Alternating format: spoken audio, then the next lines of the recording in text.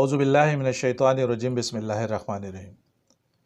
22 اگست کے بعد الطاف حسین صاحب اور ان کے کارکنان اور رہنماؤں کے ساتھ جو رویہ حکمرانوں، ریاستی اداروں اور میڈیا کا رہا، کیا وہی رویہ 9 مئی کے بعد عمران خان صاحب اور ان کے رہنماؤں اور کارکنان کے ساتھ اختیار کیا گیا؟ یقیناً جواب نفی میں ہی ہوگا، جبکہ دونوں واقعات کا اگر جائزہ لیا جائے تو دونوں واقعات کی شدت اور حدت میں بھی زمین و آسمان کا فرق نظر آئے گا۔ 22 اگست کو بانی ایم کیو ایم نے اپنے کارکنان کی گرفتاریوں دوران حراست، بدترین تشدد کے بعد ان کی مسخ شدہ لاشوں کے ملنے اور لاپتہ کیے جانے پر بار بار کی اپیلوں اور مطالبوں کے بعد احتجاجاً پریس کلب کے باہر بھوک ہڑتال کا اعلان کیا تھا، اور جب بھوک ہڑتال کو بھی کئی روز گزر گئے اور حکمرانوں کے کان پر جوں تک نہ رینگی تو لاپتہ کارکنان کی غمزدہ فیملیز ان کے بیوی بچوں اور بوڑھے والدین کی آہو بکا سن سن کر شدت غم سے نڈھال ہو کر ایک نعرہ لگا دیا تھا، جسے پاکستان مخالف نعرہ کہا گیا، جبکہ اس تقریر کے بعد اس کی وضاحت خود الطاف حسین صاحب اور ان کے رہنماؤں نے میڈیا پر آ کر کی بھی، اور ساتھ ہی الطاف حسین صاحب نے اس پر تحریری اور زبانی معافی بھی مانگی، لیکن کیونکہ شاید فیصلہ ہو چکا تھا لہٰذا معافی نامے کو مسترد کرتے ہوئے 23 اگست سے ہی ان کے خلاف اس نعرے کو بنیاد بنا کر بدترین آپریشن شروع کر دیا گیا، بالکل اسی طرز کا جیسے 9/11 کے بعد امریکہ نے مسلمانوں کے خلاف دنیا بھر میں شروع کیا تھا۔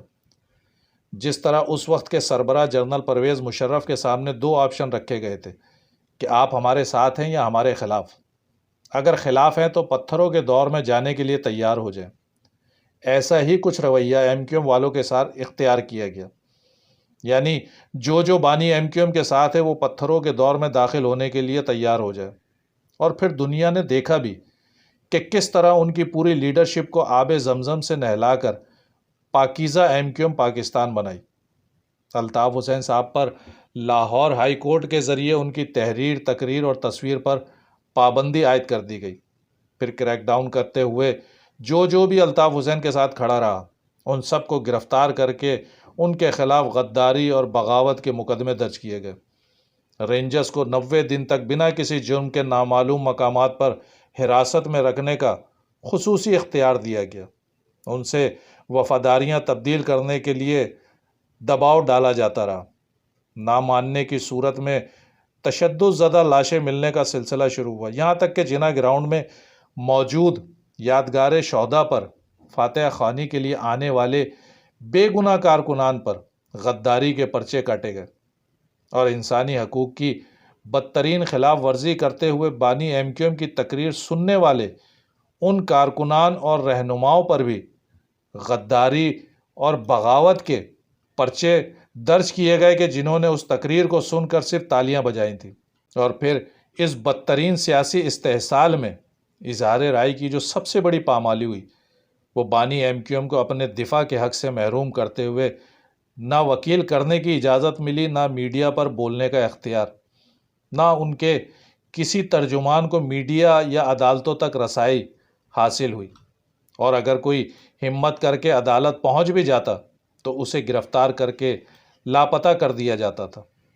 الیکٹرانک اور سوشل میڈیا پر ان کے خلاف زہریلا اور ملک دشمن پروپیگنڈا پھیلانے کے لیے زرخیز صحافیوں اور اینکر کی فوج ظفر موج تیار کی گئی۔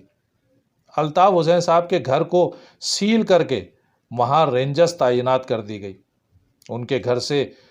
نیٹو کے اسلحے کی برآمدگی دکھائی گئی، غرض انسانی حقوق کی بدترین پامالی ہوئی، لیکن کہیں سے کسی نے بھی مذمت تو چھوڑیے بات تک کرنے کی زحمت نہ کی۔ حالانکہ بانی ایم کیو ایم نے فوج پر حملے کرنے کے ویڈیو پیغامات نہیں دیے تھے، نہ پاک فوج کے شہیدوں کی بے حرمتی کرنے کا حکم دیا تھا، نہ فوجی تنصیبات پر حملوں کے لیے اکسایا تھا، نہ ہی قائد اعظم کے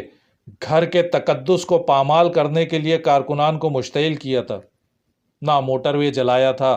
نہ ریڈیو پاکستان اور پی ٹی وی پر دہشت گردی کروائی تھی۔ غرض ہر وہ دہشت گردانہ کارروائی یا حملہ جس سے کہ پاکستان دشمن قوتوں کو خوشی اور اطمینان ملا، اس کے لیے بانی ایم کیو ایم نے نہ کبھی اپنے کارکنان کو ترغیب دی، نہ اپنی لیڈرشپ کو کہا، بلکہ بانی ایم کیو ایم نے تو وہ کر کے دکھایا تھا کہ جس کی مثال پاکستان کی سیاسی تاریخ میں نہیں ملے گی۔ جی ناظرین، جب پاک فوج دہشت گردی کی جنگ میں سینہ سپر ہو کر ٹی ٹی پی اور اس جیسی دیگر دہشت گرد جماعتوں سے نبرد آزما ہو رہی تھی، تو یہ الطاف حسین صاحب ہی تھے کہ جنہوں نے فوج کا حوصلہ بڑھانے کے لیے نہ صرف ان کے حق میں لاکھوں انسانوں کا اجتماع منعقد کیا، بلکہ اسی جلسے میں بانی ایم کیو ایم نے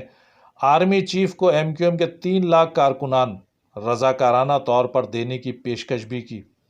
جو فوج کے ساتھ مل کر دشمن کا مقابلہ کرنے کے لیے ان کے ساتھ کھڑے ہوتے۔ لیکن صرف ایک نعرے نے بانی ایم کیو ایم اور ان کی جماعت اور قوم کو پتھروں کے دور میں دھکیل دیا۔ اب ذرا دوسری طرف نظر دوڑائیے۔ 9 مئی کہ جس کی باقاعدہ منصوبہ بندی زمان پارک میں عمران خان صاحب کی سربراہی میں پوری لیڈرشپ نے مل کر کی کہ کہاں کہاں کیسے کیسے اور کس کس نے فوج کی تنصیبات اور املاک کو نشانہ بنانا ہے، جس کی کہ تمام آڈیو اداروں کے پاس آ چکی ہیں، اور 9 مئی نہیں 2011 سے مسلسل اور 1 سال سے خصوصاً فوج کے خلاف جس طرح کا زہریلا پروپیگنڈا کیا جا رہا تھا اور جس طرح پوری لیڈرشپ اس کو میڈیا پر بیٹھ کر ڈیفینڈ کرتی تھی، اور پھر میڈیا خود بھی جس طرح تحریک انصاف کا ترجمان بن کر اس کی وضاحتیں اور دلائل و فضائل بیان کرتا تھا، اس کا نتیجہ 9 مئی سے مختلف ہو ہی نہیں سکتا تھا۔ لیکن اب ذرا یہ دیکھتے ہیں کہ 9 مئی والوں کے ساتھ 22 اگست والوں جیسا رویہ اختیار کیا گیا یا نہیں۔ آج بھی خان صاحب کی ملک اور فوج سے دشمنی کے بیانیے کو ڈیفینڈ کرنے کے لیے ان کے ترجمان اور وکلا ہی دستیاب نہیں، خود خان صاحب بھی آزاد ہیں۔ وہ آج بھی فرما رہے ہیں کہ اگر مجھے دوبارہ گرفتار کیا گیا تو 9 مئی سے زیادہ سخت رد عمل آئے گا۔ اور جن منصفوں نے الطاف حسین صاحب پر پابندی عائد کی تھی، وہ تو چل میں آیا کہ مصداق پرچہ درج ہوتے ہی ضمانت کا تحریری حکم نامہ تیار کر کے رکھ لیتے ہیں، بس عدالت تک آنے کی زحمت دی جاتی ہے، وہ بھی صرف دنیا دکھاوے کے لیے، ورنہ تو فیصلہ بیڈ روم میں سنانے کی خواہش اور فرمائش تک پوری کرنے کی تمنا دلوں میں مچل رہی ہے۔ اس کے علاوہ وکلا کی فوج عدالتوں کے باہر خان صاحب کو مکمل سہولت کاری فراہم کر رہی ہے۔ خان صاحب 40 دہشت گردوں کے ساتھ زمان پارک میں آرام فرما رہے ہیں، حکومت صرف وقت دے کر حجت تمام کر رہی ہے۔ گرفتاریاں ایسے کی جا رہی ہیں جیسے کسی مہمان کو گھر پر مدعو کیا جاتا ہے۔ نہ 22 اگست والوں کی طرح آنکھوں پہ پٹیاں، نہ منہ پہ کالا کپڑا، نہ ہاتھوں میں ہتھ کڑیاں، نہ پیروں میں بیڑیاں، نہ ہی ایک دوسرے کے پیچھے باندھ کر انسانوں کی زنجیر بنا کر ان کی تذلیل کی گئی، نہ ہی کوئی جج کسی ملزم کو اپنے گردوں کی تکلیف بیان کرنے پر اسے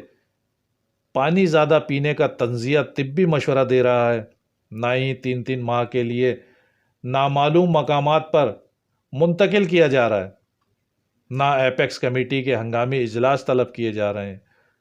نہ قومی اور صوبائی اسمبلیوں اور نہ ہی گلگت بلتستان اور کشمیر کی اسمبلیوں میں آرٹیکل 6 کی قرارداد پیش کی جا رہی ہے،